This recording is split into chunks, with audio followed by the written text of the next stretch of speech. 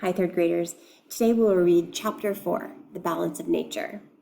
First, let me share some vocabulary you'll hear along the way. Balance.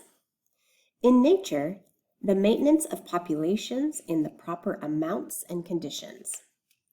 Wildlife. Animals living in nature. Safari. A trip taken to see or hunt wild animals. Reserve. An area of land where plants and animals are given special protection. Herd, a large group of animals.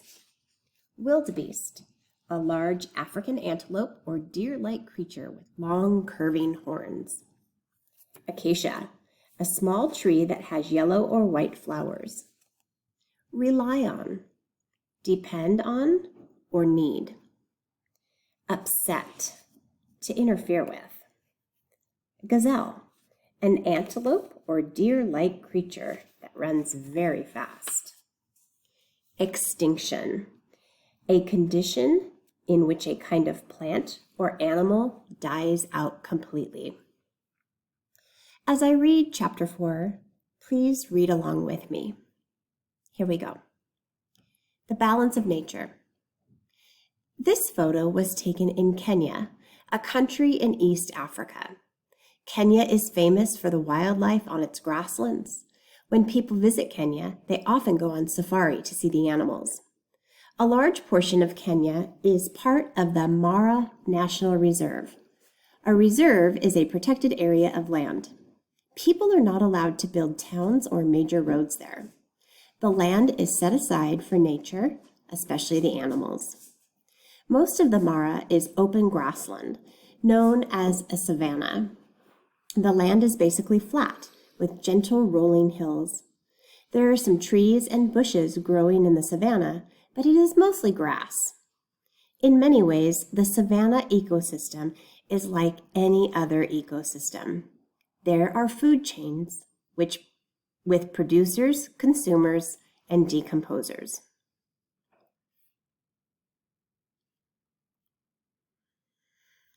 A savanna is basically flat with gently rolling hills. Huge herds of wildebeests, zebras, and other consumers eat the savanna grass. There is plenty of grass for everyone. This also means there is plenty of meat for the lions. The Mara is known for its many types of acacia trees. Giraffes like to eat acacia leaves. Some ants in the Mara like to eat certain acacia seeds. The ants carry the seeds underground. They eat the fruit that surrounds the seed, but they do not hurt the seed itself. Instead, they leave it there in the ground where they ate it. That's how some acacias spread their seeds. This is another example of a way in which organisms rely on each other in an ecosystem. Giraffes like to eat acacia leaves. Each living thing in a healthy ecosystem can survive with help from other living things. The living things depend on each other. Of course, not all living things survive for very long. Many critters are eaten by bigger animals. Most seeds do not sprout, but enough will survive to make sure life continues in the ecosystem. The savanna's grass eaters would probably be happy if all the big cats disappeared. However, if all the big cats disappeared from the Mara, this would upset the natural balance in the food chain. Cheetahs and other predators hunt the weak, sick, and young members of the herd. As a result, the strong animals in the herd tend to survive and have healthy young. No gazelle wants to be eaten by a lion or cheetah. But in an ecosystem, the predators help keep the population from getting out of control.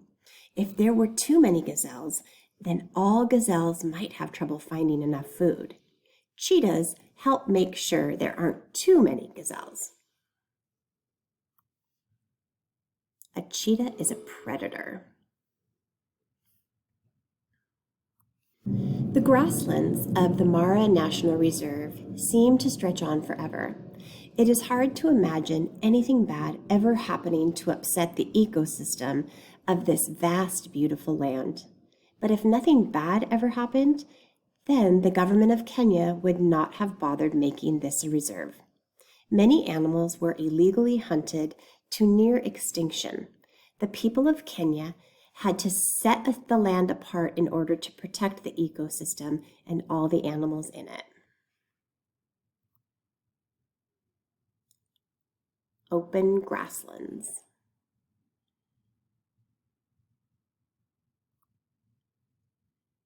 And that's the end of chapter 4. See you next time for chapter 5.